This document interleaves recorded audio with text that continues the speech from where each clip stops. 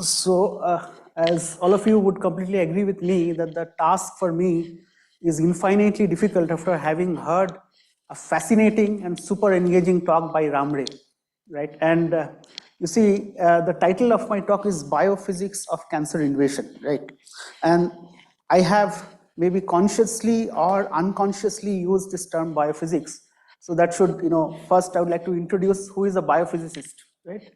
So there's this joke, and I think I completely fall in that bracket. Okay, a biophysicist is one who talks about physics with a biologist, who talks about biology with a physicist, and talks about the weather when both of them are there.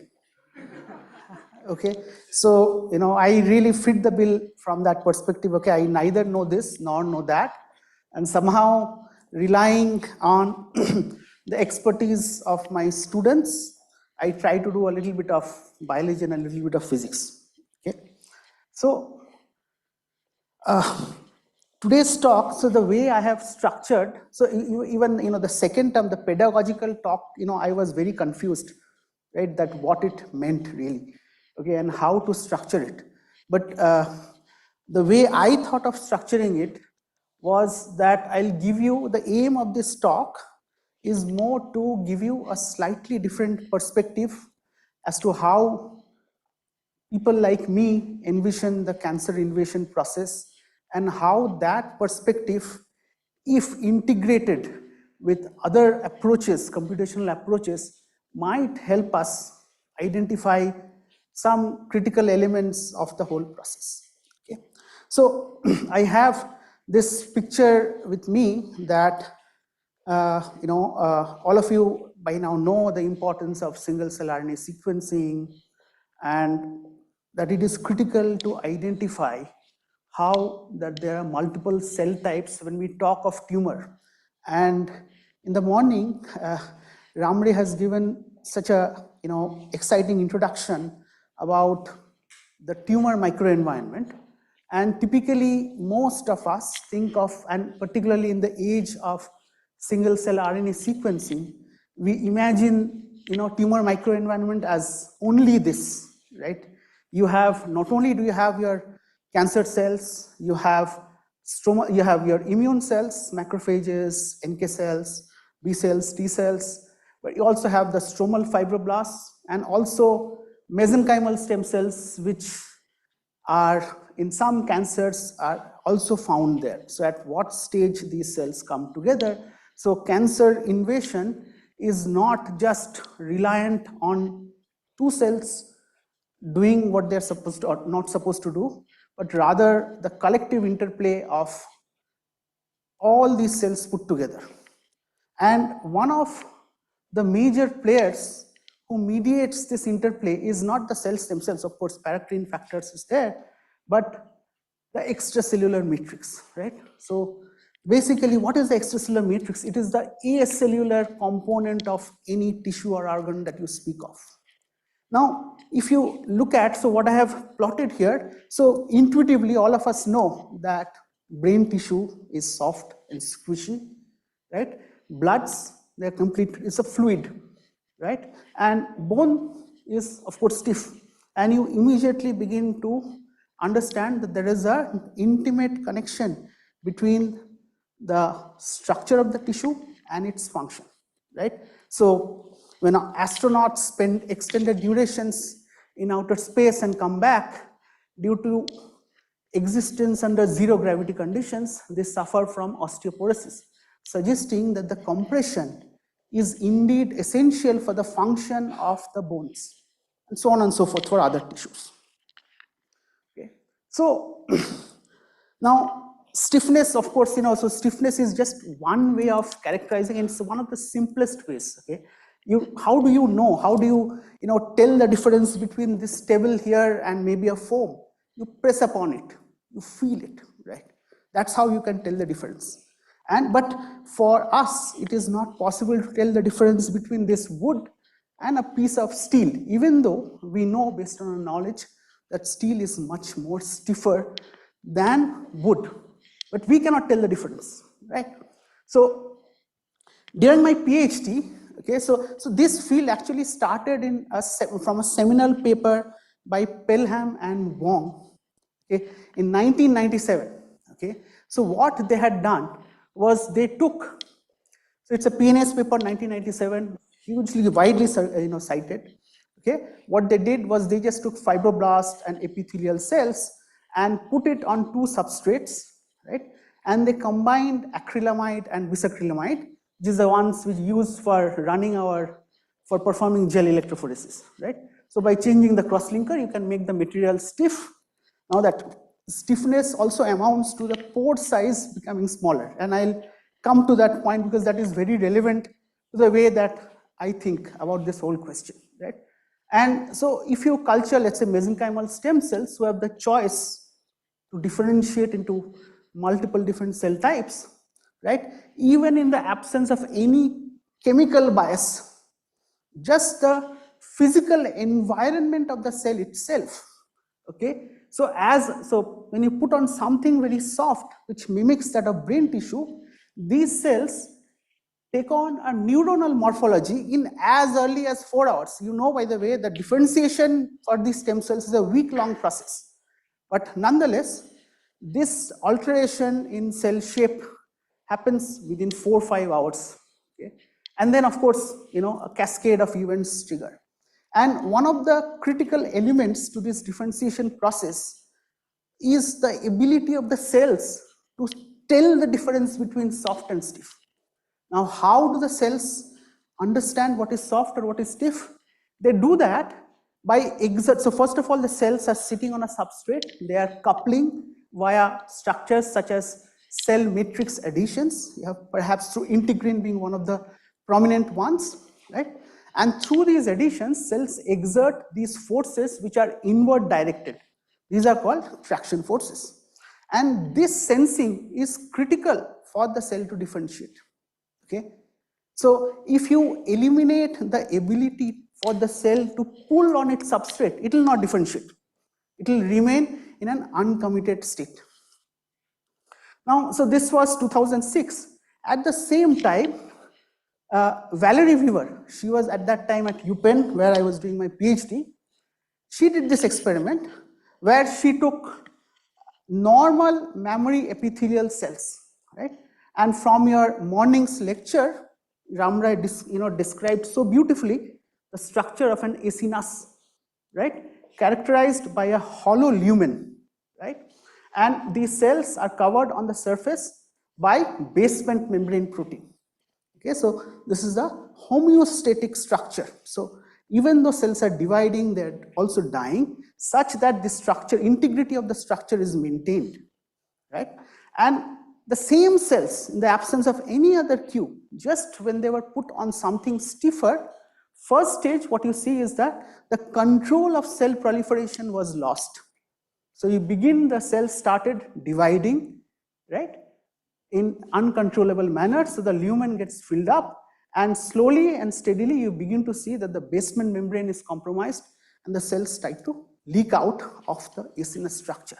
So this was the first seminal study in the context of cancer which implicated that the substrate elasticity has a major role to play in the morphogenesis or induction of this response. Subsequently, yes, so there are lots of studies which show that proliferation is higher, but having said that, there are some cells which actually exhibit the reverse phenotype. Okay. Moreover, if you talk about, so this kind of preference, right, is cell type specific. If you were to take the case of an immune cell, right, its job is to reach all corners of your body and eliminate any external agent which has infected you. So by the same token, immune cells should not exhibit any tissue tropism. They should not exhibit any tissue tropism. Okay, it's on 2D, but there's a coat of recombinant basement membrane matrix which was used. Okay, so as Ramray has repeatedly stressed upon that composition is a critical parameter, right? The same cell seeing fibronectin will elicit a different response, will express a different combination of integrins, and its phenotype, even the localization of focal adhesions is substrate composition dependent. Okay, so following that, so Valerie Weaver then went on to do this experiment in a mouse model. Okay, so EGFR mutation is there for nearly 22 to 25% of breast cancers, and she used a PYMT, which is the mouse equivalent of HER2 gene, right? She used that, and if you induce it, so these mice will develop tumors with long latency. Okay? And what she showed was in and around where the tumors had developed, there were remarkable changes in the organization of the stroma. Okay? So while typically the collagen organization is all relaxed, ribbon-like, as you can appreciate. But as the disease progresses, increasingly you begin to see these linearized strands, and such linearization is mediated by increased deposition of collagen as well as its cross-linking by enzymes such as lysyl oxidase. Okay? These enzymes are secreted mostly by stromal fibroblasts.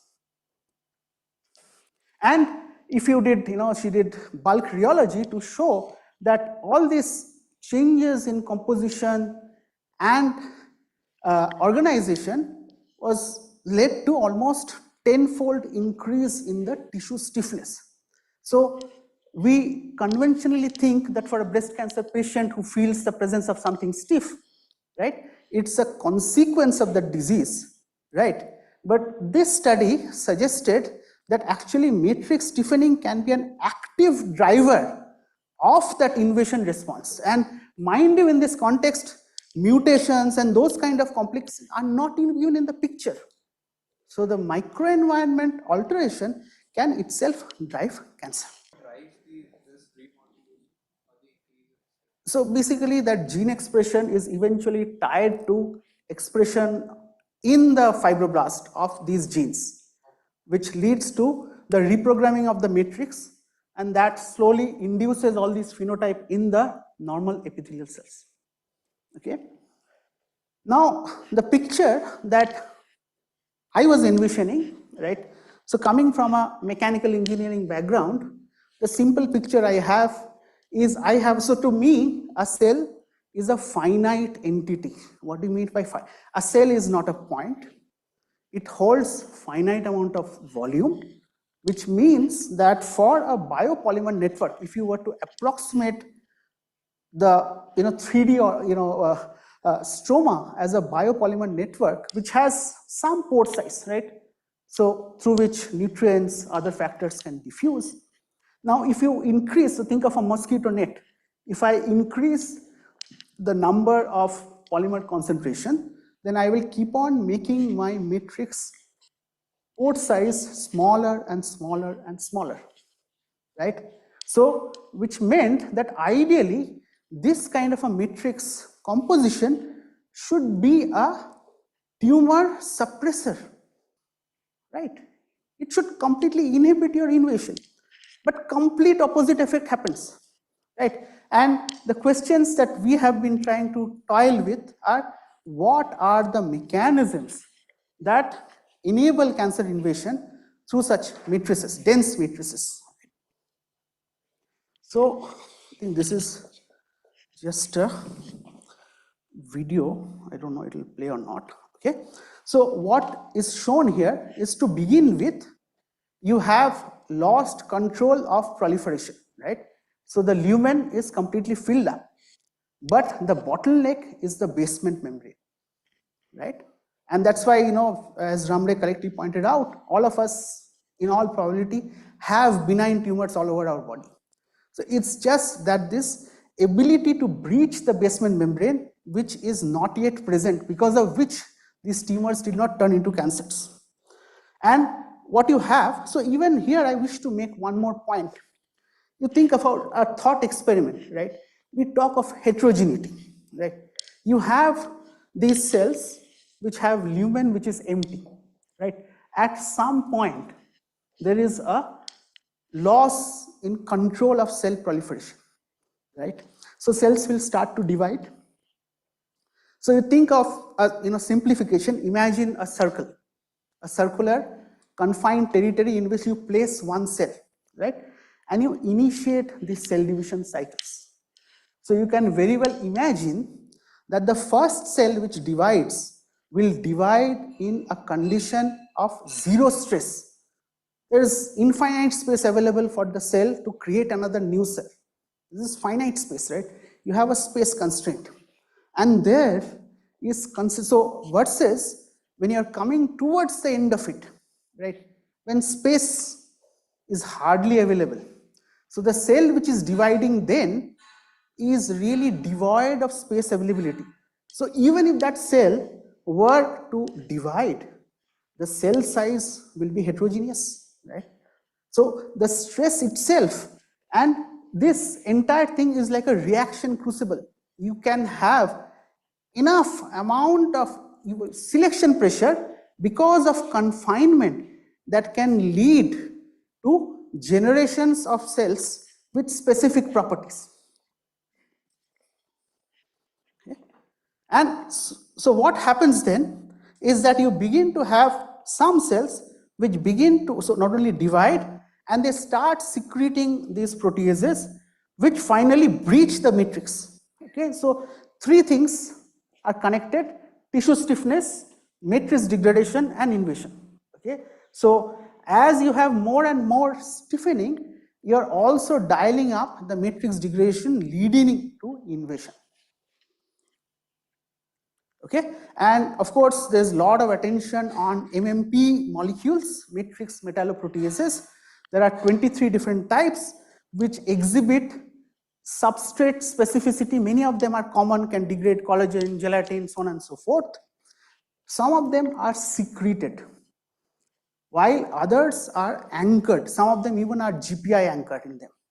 Okay, so the second talk that I will give is, will pertain to, increasingly it is understood that while MMPs were classically thought to only mediate degradation, they have important non-proteolytic functions as well. So I will try to describe some of our recent unpublished data. Okay, so now one possibility is, particularly if your MMPs are not so highly expressed, that means that you have not been able to create a path for escape, right? So you can take this analogy of running through a very dense forest, right, where there is no path for escape. So you have to either create a path, or you have to somehow, so one possibility is, if your size is smaller or you are more deformable, you might be able to make your way through existing pores, small pores, but that also comes at some constraint. Okay, so we think that cancer invasion, successful cancer invasion, requires this close crosstalk between these three elements. What is the status of the matrix? How is it impacting the status of the remodeling enzymes? And how is it connected with the properties of the cells themselves? Okay, so when I think of how to model cancer invasion, of course, the physical properties of cells are important. Cells, their deformability, their adhesion, because cells may not undergo a complete EMT. You will have a spectrum of EMT states. You will have a continuity of that will also impact. Of course, availability of space, which will impact division, proliferation, death, interaction with microenvironment, right, and the remodeling part. So MMP, so you think about it, if you are a cell, a three-dimensional entity, and you just throw out these MMPs randomly from your cell surface, right, you are essentially adding these molecules indiscriminately to a 3D volume. So the effective concentration is really diluted. So that strategy will never work. So you'll have to create huge number of MMP molecules to actually create an opening. More importantly, what is not obvious from what I said is each of these processes, okay, MMP secretion has an energetic cost. These molecules have to be synthesized, they have to be trafficked, all of which are energy, and then eventually secreted. So there is an energetic cost associated with it also. So one of the structures, so this is a paper by Alyssa Weaver. I don't know whether she is related to Valerie Weaver, but nonetheless, so she identified the presence of these adhesions, okay, these adhesions, sorry, not adhesions, protrusions, which she called as invadopodia, okay.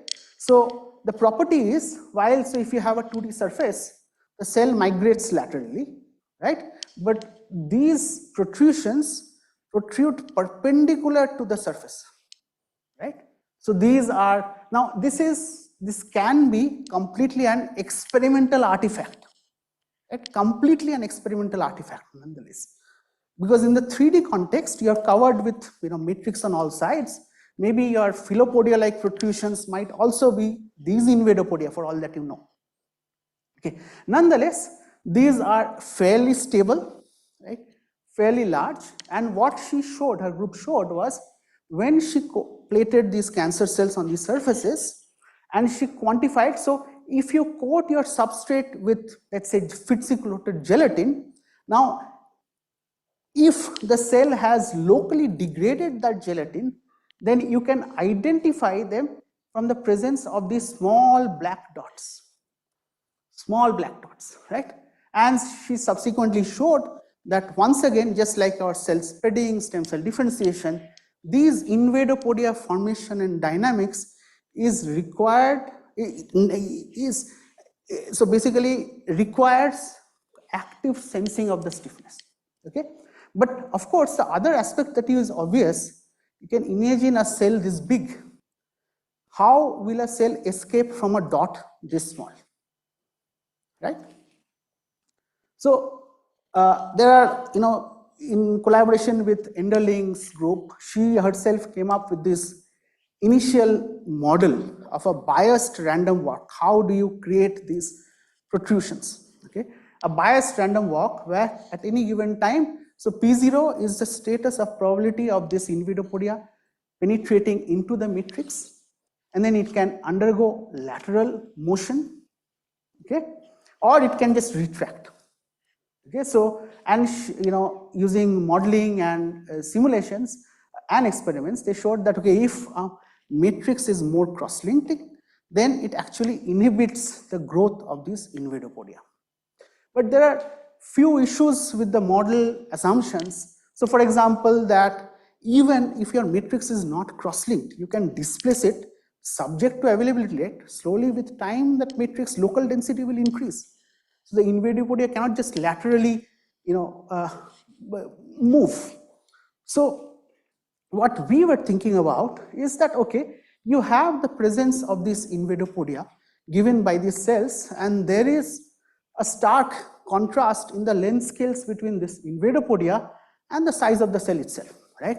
So there must be, and typically people associated invadopodia mediated degradation by this molecule called MT1 MMP or MMP14, which is localized at the tip of the invadopodia as the invadopodia grows, right? And so we think that is the question that we asked is, how can such localized degradation create ports permissive of migration? So there must be something else which is going on, right? If there are two invadopodia so far away, even if I keep on drilling a hole this deep, the cell will find it humongously difficult to actually migrate through that pore, right? And what we thought that maybe as an alternative possibility, that in addition to this which is localized, this MMP itself might be involved in either directly or indirectly activating other MMPs which are secreted in a soluble manner. So they can diffuse into the surrounding matrix and then degrade. So that can have two possibilities, that this, if I degrade the matrix even surrounding it, the invadopodia can progressively become wider and wider. Okay. So we did some initial experiments and we found was that we simply varied the concentration of Fitzy gelatin. So these are some Z slice images of these protrusions which are protruding vertically, and you see them colocalizing with spots where the gelatin is missing, right? So these are your invadopodia, and these width can be variable, but they are increasing with gelatin concentration. We developed a simple model that in addition to MT1 MMP, you have the soluble MMPs which are getting secreted and diffusing across, okay? And that's how, so you can have lateral degradation also. So this is a simple cellular automata where you have, so this red is actually the matrix. I can vary the concentration of this matrix, okay? And what we observed was essentially the model prediction was that, well, most of the degradation is of course mediated by the soluble MMPs, and which we of course verified experimentally using this drug, which selectively inhibits only the soluble MMP activity. Okay, so here you can see that even though MT1 MMP is here, actin is here, the gelatin remains undegraded. Okay, so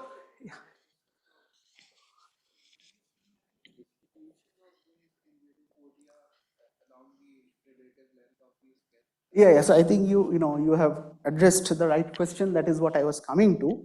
That okay, so now we have a way in which invadopodia can degrade not only in a point contact mode, but also by secreting these factors which diffuse laterally.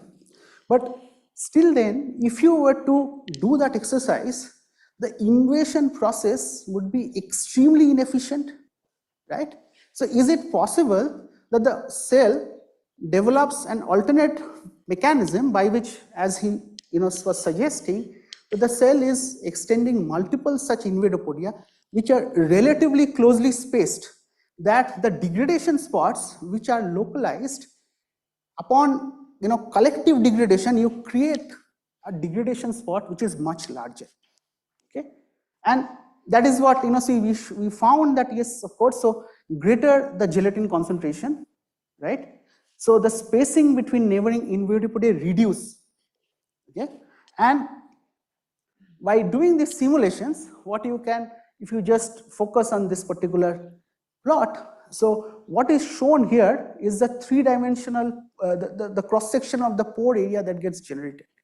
And so by optimally tuning my secretion rate as well as by the number of spacing of these pores, I can generate contiguous areas which are big enough that it can enable a cell to migrate.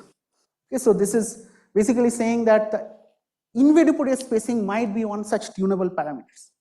Okay, yeah.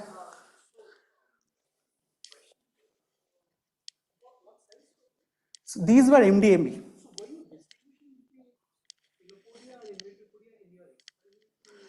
No, so for us, everything that was extended downwards, we were qualifying them as invadopodia. So there is no experimental way for us. Of course, we did not stain for specific filopodia or invadopodia markers beyond MT1 MMP to really know whether those are filopodia or invadopodia. Yes, it does, but the literature is somewhat kind of mixed, right?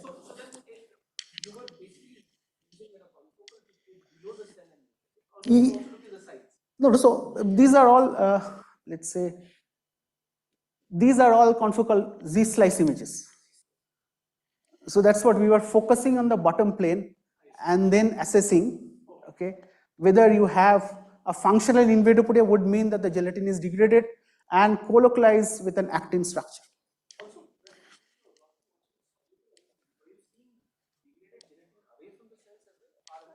There were, but you see, it was difficult for us to exactly pinpoint it because the cells are also migrating laterally. So we disregarded those spots. So let's say the invadopodia can be reasonably, so far as lifetime, right? They can exist anywhere between, let's say, 15-20 minutes to up to 1 hour or 2 hours.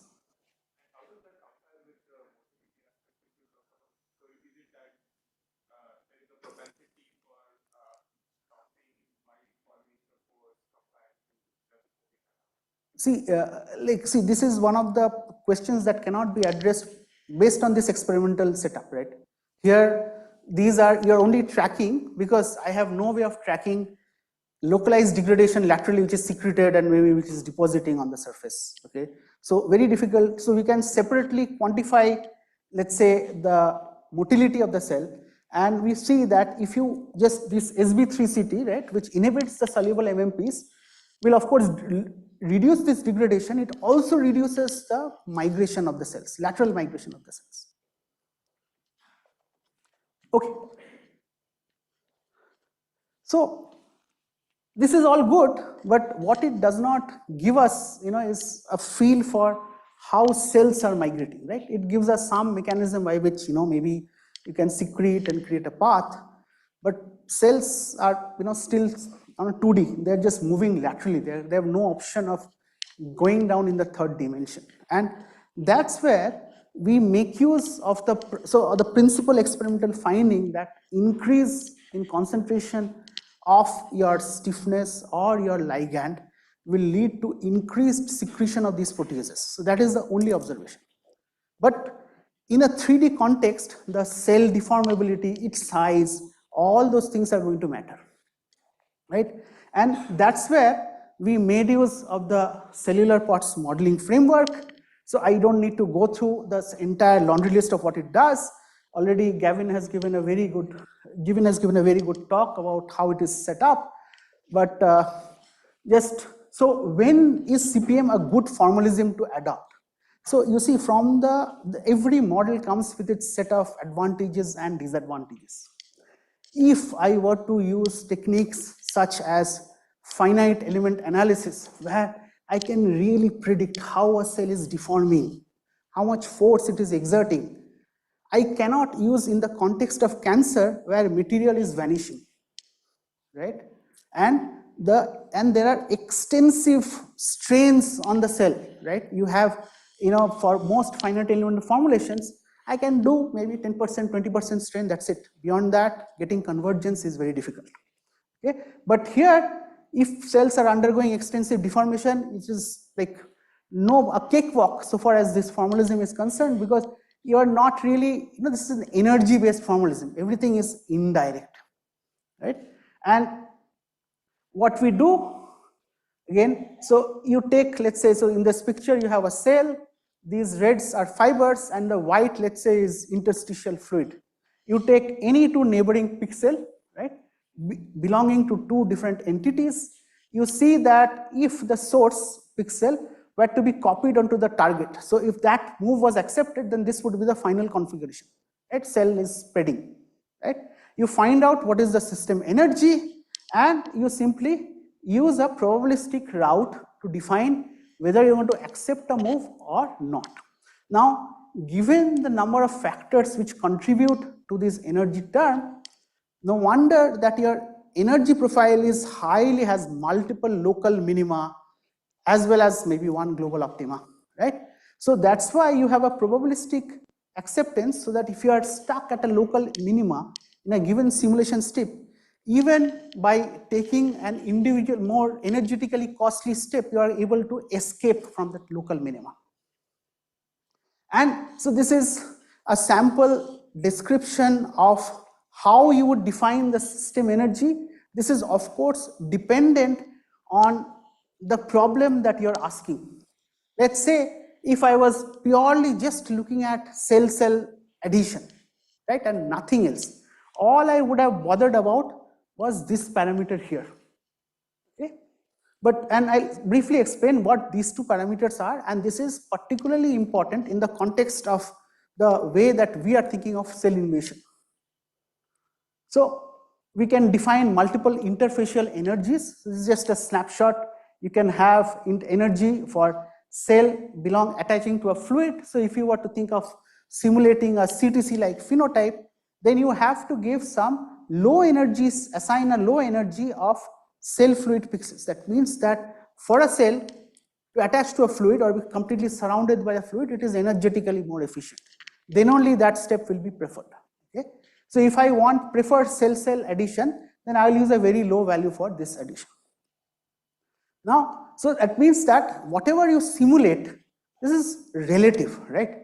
It depends on, so if I want to induce cell scattering in this modeling framework, I'm going to use that the energy associated with maintaining cells together is a lot more expensive than the energy associated with a cell to attach to the matrix. So in this case, I will have a more mesenchymal-like phenotype of most cells. Okay. Now, second part which I am particularly interested in is this time, right? So how do you include elements of deformation energy in your formalism? So this is where that for every cell, let's say you have a target size or volume, right? Since you are doing it 2D, I'm saying size constraint, but people use volume constraint. Okay. So any deviation from its preferred area is penalized, and you multiply this with the previous factor lambda a. This is typically called as, in this parlance of CPM, they call it area constraint, but it actually signifies the bulk compressibility of the cell. Okay. Similarly, in a simulation, you can keep doing some setup where the cells are evolving and you have a cell, right, which an epithelial cell might look like this, which is a more neuronal-like morphology, which is not at all acceptable from the physiological point of view. So you will have this energy term where similarly deviation in perimeter from this target perimeter is penalized by the presence of this lambda p term, which corresponds to line tension. Okay. Active motility is another term which is very important. So even by default on 2D surfaces, when you seed your cells are always moving around. Now how do we fix, so this is what is active motility term, and how do we fix it? So we fix it under the assumption, so you need, so this mu naught is just the intrinsic motility of a cell, let's say. P hat is a preferred direction. Now in a 2D context, the cells are migrating here and there with no perfect directionality, but it is well known from experiments that if you confine a group of cells in a 2D island, then they start exhibiting this phenomena of coherent angular rotation. Okay? So which means that somehow the direction of motion in any given step is somehow correlated with the direction it had migrated in previous steps. So that is how you tune this parameter. Last, of course, chemokine strength is very straightforward. The difference, so if a cell goes into a given direction, in the direction of chemokine, then the energy of the system should reduce. So this term will take care of the chemokine, chemotaxis effect. Okay. Now, of course, you have a plethora of parameters, and this is where it gets a little bit messy, and people will always doubt your prediction. So you have to really put adequate amount of effort in in tweaking these parameters. And one of the first things, like what do you call as MCS, right? In the modeling framework, MCS is well defined. How many times all pixels which could be evolved have evolved, right? But and so in a simulation framework, let's say I can come up with a cell which is migrating at V pixels per MCS. How does I fix that MCS to time, right? To micron per hour or whatever, right? Of course, pixel to micron is fixed, but this is where you simulate unconfined migration, let's say multiple times. You make sure that your lambda a and lambda p parameters, so you track during that time what is the rate at which your surface area of the cell is fluctuating. From there, you can find out that what is the lambda I should prescribe in the model so that the surface area fluctuation is very close to the experimentally observed value. So also for lambda p, right? And using by doing this kind of measurements, we can use this, we can fix the speed. Okay, and in addition to this, yes.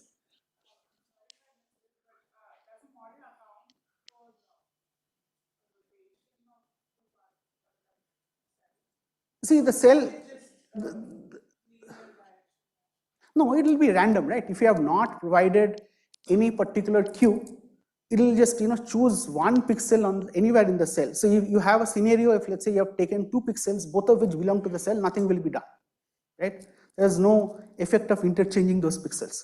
However, if you choose a pixel adjoining a fluid pixel, then you can have that that possibility probed energetically, and then so rotation will only happen if you put such a constraint that this is the field within which the cell will migrate. Only under those conditions, and let's say you have some energy associated with, you define some coating of the matrix at the periphery, the cell might want, if it is preferable, then you can have rotating around that. Okay, so you can integrate these models with reaction diffusion kinetics. Of course, the most important, so once you have fixed the MCS to time, yes.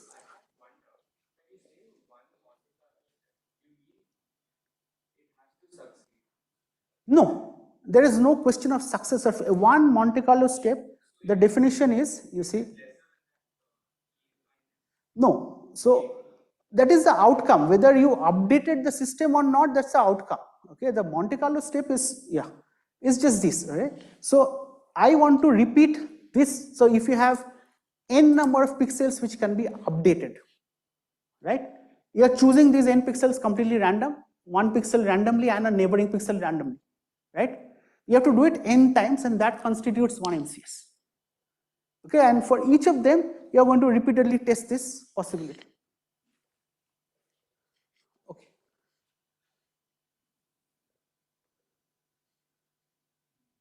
Okay. So you can, implement MMP secretion, degradation in multiple routes. This is one of the ways in which we did. We simply integrated the reaction diffusion, and because we know from our experimental observations that secretion, degradation is stiffness dependent, we just have this prefactor. But this is not the only way. Actually, this makes several assumptions. For example, MMPs are always in an inactive configuration. They are inhibited by TIMP molecules, so tissue inhibitor of metalloprotease. You have these complexes which then, that dynamics determines when MMPs will be activated, which we did not incorporate. Okay, here we just said that, okay, locally, if an MMP molecule, you have some secretion, you just reduce it from the fiber count, right? Whatever is the matrix present, partly it degrades, right? So this is an example I was talking about. This is from Ramre's group, where they showed again, going with the morning discussion, he had not only a description for the cell cluster, they had incorporated basement membrane, and they could simulate these invasion streams from the cells, both experimentally observed and in the simulations. And here what you see is the complex dynamics of MMP and TIMP inhibition. So that is another way to do it. Okay, but we of course simplified it. Okay, so these are sample, sorry. So these are sample, I don't know.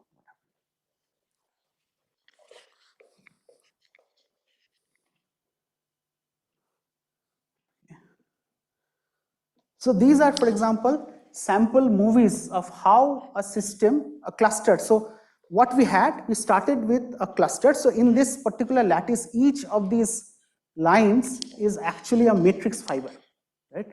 So this is a two-dimensional version, which means if you actually think of a spheroid, a cell can go up, down, laterally. You can imagine this being a section through the mid-plane of the spheroid where the cells are migrating laterally, right? And what I'm wearing here, so of course the rules of the game is the cells have some attachment energy to neighboring cells or to matrices, and of course they are secreting MMPs whenever they are coming in contact with the matrix. Okay, and what you can clearly observe is here where GCC is 40, it is in the regime of more single cell or mesenchymal migration, and of course they also scatter a lot. So you can capture the statistics, okay? So this is where you see that the net amount of degradation, right? I can, because this is a simulation, I can find out how many pixels have been removed, matrix pixels, right? And see that greater the cells come in contact with only the matrix, because they are secreting MMPs, they will degrade more. But that does not necessarily translate into greater extent of migration. Okay, so this is the main take home. Why? Because when cells are scattering in all directions, the MMP fields are diluted. Versus if you have the optimal mix of cells which are together and then secreting, then you're kind of localizing the MMP molecules at one given position and thereby degrading more. Okay, and of course, you can do this with cell-cell proliferation. There's not much difference here, and so this brings me to another point, right? So in the context of metastasis, right, heterogeneity is one important angle. There is talk of genetic heterogeneity, non-genetic heterogeneity, so on and so forth, right? And there are seminal work from the lab of Joan Massaguet, from where Christina is Christina's colleague. So he did similar experiments. So what he did was, he took MDMB231 cells, right, and injected in a mouse model and asked, where do these cells end up, right? And what he found was that there are some cells which reached, let's say, lung, some which reached bone, some which reached brain, so on and so forth. So first of all, the destinations of each of these cell types is specific to the type of cancer. Okay, so is specific to the type of cancer. Okay, so this is little bit difficult, different from what Ramdev was saying, that the mechanism of invasion by ovarian spheroids is remarkably different, right? So this is the classical way in which the cells invade, enter into the vasculature, go to the secretory organ, right? Now, what is baffling is, let's say you have cells which reached one particular target organ, you took those cells, right, and re-injected, right? So the question is, at what time point is that decision taken that this cell should reach, organ A, organ B, or organ C? Is it stochastic, or is there something definitive to it? Okay, so when they isolated the cells which reached the lung, and separate set of experiments where they re-injected in the mice only those subpopulation of cells. So ideally, if it was random, then again they will scatter to all 4 organs. But in this case, again, these guys kept on going only to the lung. Similarly, you have a subpopulation of cells which only will go to brain. So suggesting that this heterogeneity that is existing is predetermined. So before even the tumor cells started invading, that was somehow codified in this system. And this is the example that I wanted to draw, right? You can imagine of that reaction crucible. So there is a significant amount of time lag from the time that a benign tumor is formed and when the basement membrane is breached. So during that time is like lot of pressure, selection pressure between the cell types. Okay, so one aspect of the tumor heterogeneity we were interested in was just this, given the picture that I painted, that you have a cell which is kind of dividing. Now the cell which will divide lot later will have lot less space, hence the size of the cell will be lot less, smaller, right? So so again, the other thing is, if each of these subpopulations were competing with each other for space, then you will always get a homogeneous tumor, right? You would get a homogeneous, but that is not, which means that there must also be some level of cooperation between these subpopulations to coexist, right? So the question that we were interested in was looking at the biophysical heterogeneity of the cells, right? By biophysical heterogeneity, simply how large the cell is and how deformable is it, right?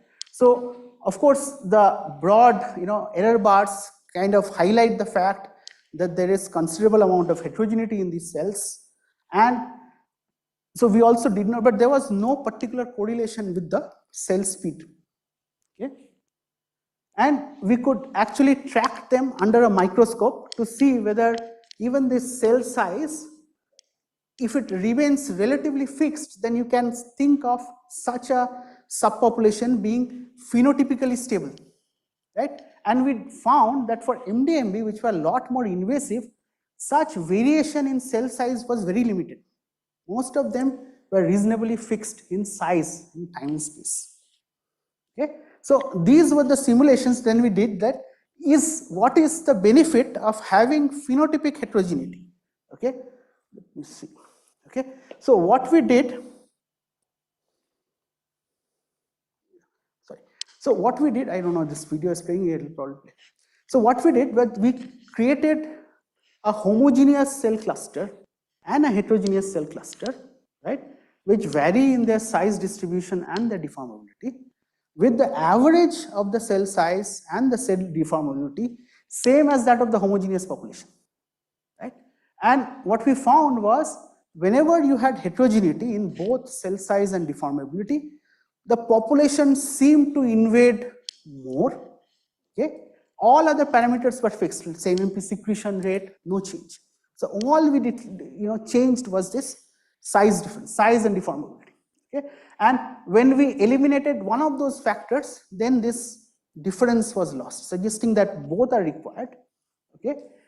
Then we asked, so because the previous simulations were in a kind of unbiased manner, there is no way of identifying whether there is a leader cell, whether there is a follower cell, so on and so forth. So what we did was we actually plated the cells under a chemokine gradient and redid this simulation. So now obviously you can define an invasive edge, right, inversion front of cells which are migrating in one direction. Okay, so I think the second movie I have not played, but it's the same thing. Okay.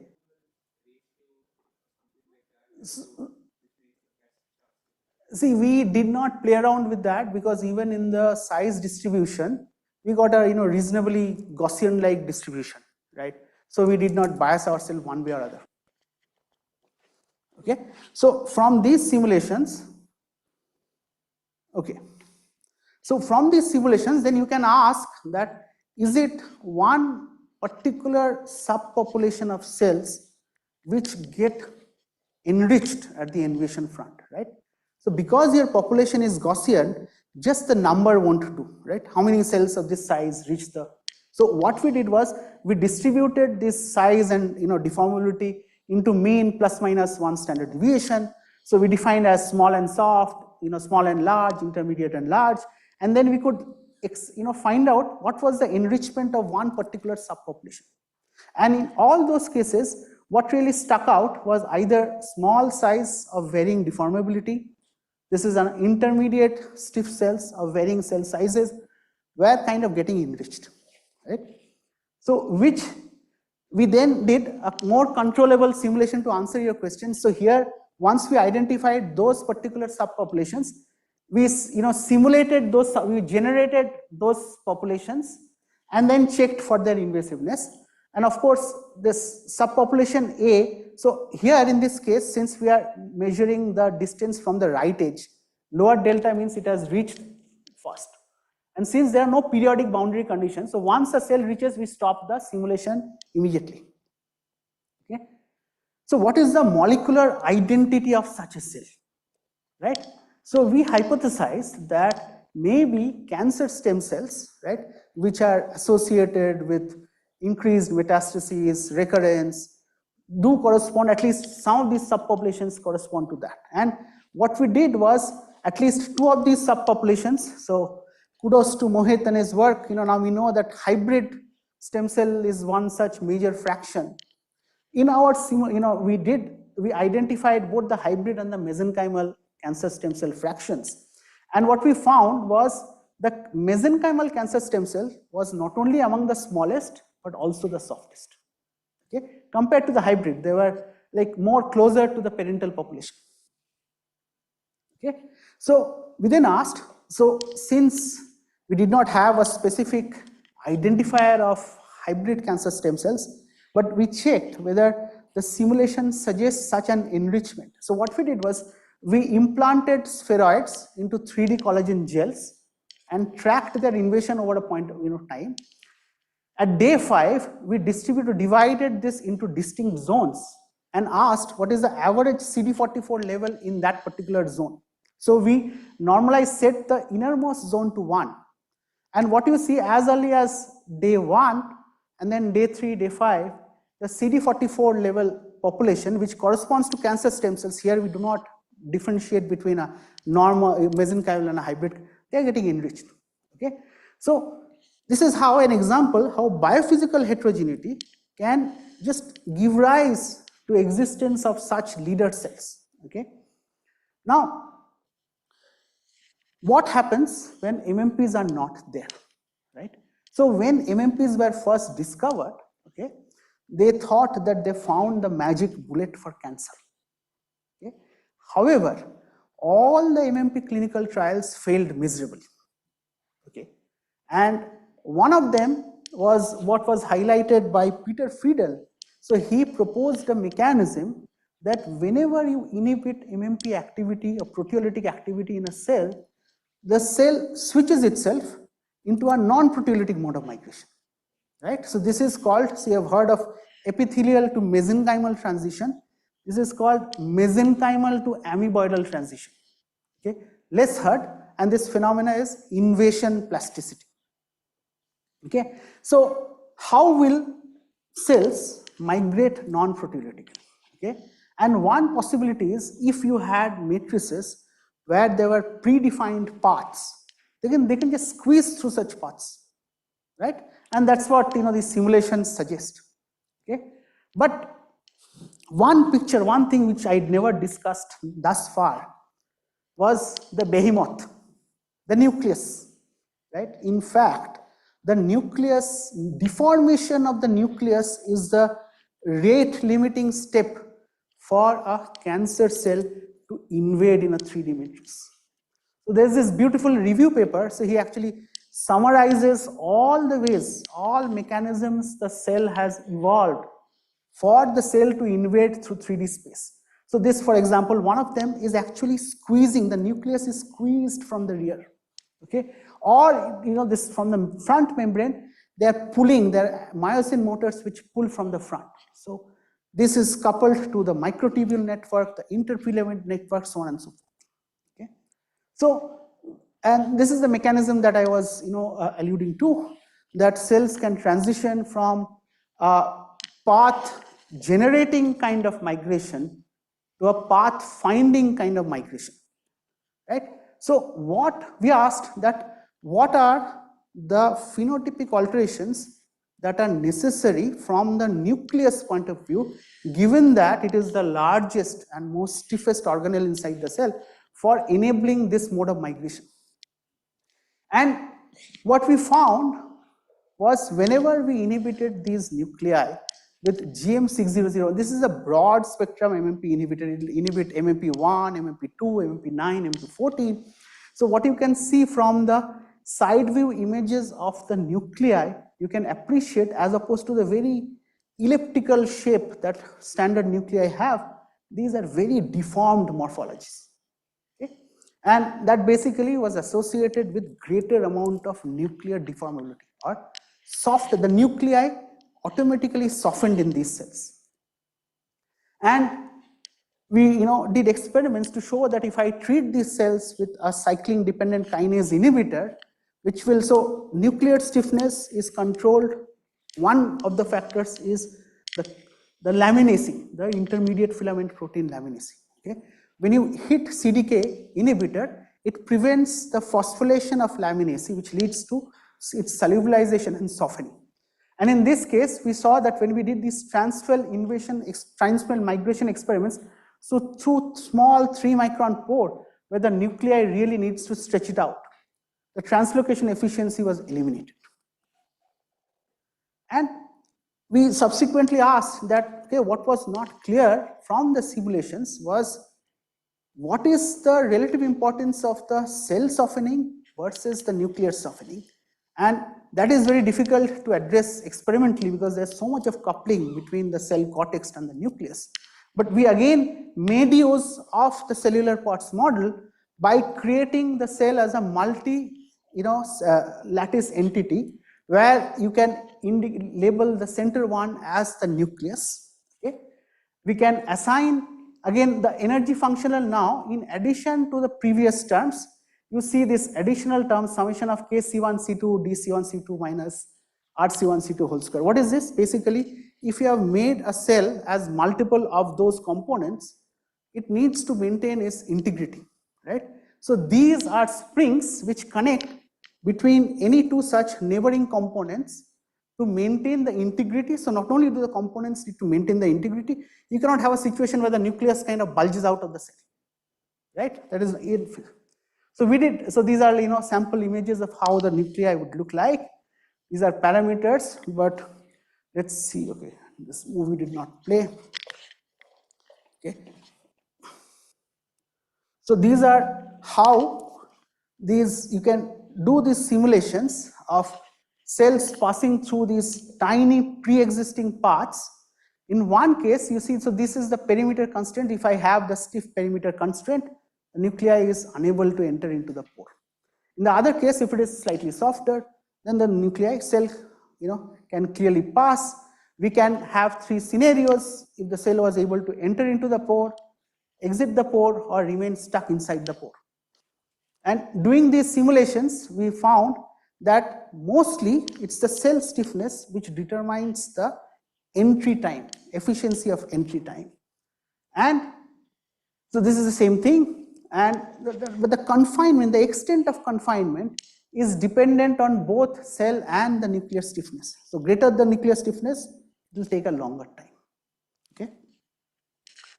So broadly speaking, you have this schematic wherein a cell, invasive cell, is secreting MMPs to create a path. Whenever you hit MMP inhibition, the cell has a mechanism to soften itself and sustain its migration, right? Now, if you look at, so these are side view images of a nuclei trying to enter a pore, you can appreciate the extent to which the nuclei is getting deformed, right? So we asked that, can we estimate, is there some estimate of the forces for entering the pore, and can we predict something as to what kind of deformation does the nuclei undergo as a consequence of passing through that pore? Okay. Now, there has been a recent, now not more recent, almost 10 years back, this seminal paper. So there were two papers which came simultaneously, one from Jan Lamarding's group at Cornell and one from, what is his name? From another French group. What is his name? Okay, so what they did was they created these microfluidic channels, right? And then they stained the cells with NLS-GFP, right? Ideally, the nuclei, NLS-GFP should only be restricted inside the nucleus, right? And they created this device in which you have alternating pores, ones which are very small and ones again which are reasonably big. And what you can appreciate is as the cell gets in, here you have an event where the NLS is distributed across the cell. What does it indicate? It indicates that there was a nuclear rupture event, because of which the NLS leaked out into the nucleus. But then the cell reseals itself. You see, after some finite time, the cell is able to reseal the nucleus and again keep on going, right? So we wanted also to understand that what are the properties of the nucleus and the microenvironment which determine influence of nuclear rupture, right? So we collaborated with Vinny Yan from Monash, creating a finite element model, because here you need precise estimates, right? We modeled, so we have in our model, we have the nucleus, the nuclear membrane, the cytosol, cell membrane. We assigned viscoelastic properties to the cell, to the nucleus components. So, sorry, the nucleus was elastoplastic, which means what? Till a certain magnitude of stress, the nucleus is deformed in an elastic manner. So it gets deformed and it regains its shape. But beyond a certain threshold of stress called the yield stress, the nucleus is permanently deformed.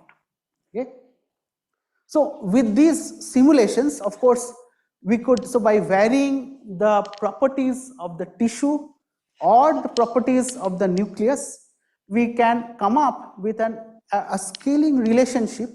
So how much force is required for the cell to enter a pore of a given size and how much time to enter. But what was interesting from these simulations was when we looked at the shape of the nuclei for certain combinations of the nucleus to tissue stiffness. So here you see the blue curve where the nucleus is very soft, right? You see that the nucleus circularity, so as the nucleus gets into smaller and smaller pores, it kind of stretches out, right? But here in the other two cases, the drop in nucleus circularity is a lot more dramatic, okay, suggesting that this deformation is somewhat plastic, okay, or permanent, and which we verified using by plotting not only the shape of the nuclei, you could gauge that as the tissue stiffness increased or the nuclear stiffness increased or the nuclear to tissue stiffness increased. So this is a plot of the plastic strain, and you see that in these two bottom instances, you see not only, so you begin to see kinking of the nuclear membrane at the point where it enters into the pore, as well as this necking which is observed right at the end of the front of the nucleus, which means that this is indicative of a nuclear rupture event. Okay. So we experimentally verified it by treating these cells with two drugs, blebistatin, which softens the nuclei, and RO, again the CDK inhibitor, which stiffens the nuclei. So there was no particular changes in nuclear volume. But when we looked at the translocation, so basically you have the transwell pore, you seed cells at the top, you're migrating through a 3-micron pore where the nucleus really needs to be deformed. Okay. And if I look at the translocation efficiency, whatever was the, so this is the translocation efficiency evaluated at 3 distinct time points, very early time point, 8 hours, 18 hours, and 28 hours. Okay. So for your control or vehicle control population, you see that the translocation efficiency increases as a function of time. Why? Mostly because the cells, increasing number of cells are reaching the bottom. So the population is heterogeneous, right? So at 8 hours, the softest of the nuclei will reach at 18 hours somewhat more, and at 28 hours you have all the cells which will reach. Okay? But with blebistatin, the translocation efficiency increased marginally, and this decreased substantially for RO treatment. More importantly, if I plot a ratio of nuclear circularity, again, the length is to width, right? So if a nucleus is shaped like an egg, it goes through the pore, it gets stretched out. If it underwent elastic deformation, then it should regain its nuclear circularity, whatever it is. So this is the nuclear circularity of your vehicle-treated control cases. But you see that for your RO-treated cells, the nuclear circularity keeps dropping and dropping and dropping, which means that the cells are undergoing plastic or permanent deformation. What is the implication vis-a-vis the cell shape and the integrity of the nucleus? So you begin to see that there are these nuclear blebs which are forming in these cells, right? I can quantify the number of blebs per nucleus, right? In both at the top and the bottom, because even the soft cells underwent some level of stress when they migrated through the pore. Okay? So what you see is whatever with so there's a baseline rate of blebs per nucleus which increases substantially when you have stiffened the nuclei, suggesting that nuclear softening is actually protecting against DNA damage, nuclear rupture, so on and so forth. Okay, so basically, what we predict that depending on the properties of the nucleus, the properties of the cell, the properties of the tissue, the extent, the pore size through which the cell is passing, you will have a zone, parametric zone, where the nuclei will undergo plastic deformation. So which means that when they go through the pores, you will have, because of excessive compression of the nucleus by the surrounding tissue, you will have a nuclear bending, membrane bending event, followed by delamination leading to formation of nuclear bleb. Okay, so this shows now what are the long-term consequences of these things. So whenever you have an event of nuclear rupture. So you can think of your nucleus as the chromatin and all these DNA repair factors, this, that, right? So DNA damage sensing molecules.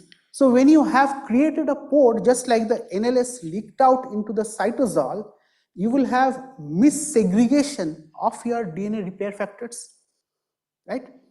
So there is a possibility that such deformation, nuclear rupture event might lead to either some mutation or alteration of chromosome copy number, so on and so forth. Okay, and so this was what was done in this particular paper. It showed that, okay, so whenever you have such DNA damage events, also the nuclear rupture events, you have mislocalized repair factors which are not at the location where they are supposed to exist to repair the DNA damage. As a consequence, that kind of DNA damage is incorporated into the cell. And if you keep on doing this over and over again, imagine you collect the cells from the bottom, you reintroduce. So what you see is you will begin to see genetic heterogeneity, more and more genetic heterogeneity. So here, this is you can think of a case where physical forces are actually imposing this heterogeneity at the level of the cell. This is purely migration induced heterogeneity or invasion induced heterogeneity. And this is, if I am not incorrect, I think that the frequency of mutations tends to be larger in osteogenic cancers which arise in stiffer tissues. Okay, stiffer tissue. So here is a physical mechanism which dictates how this.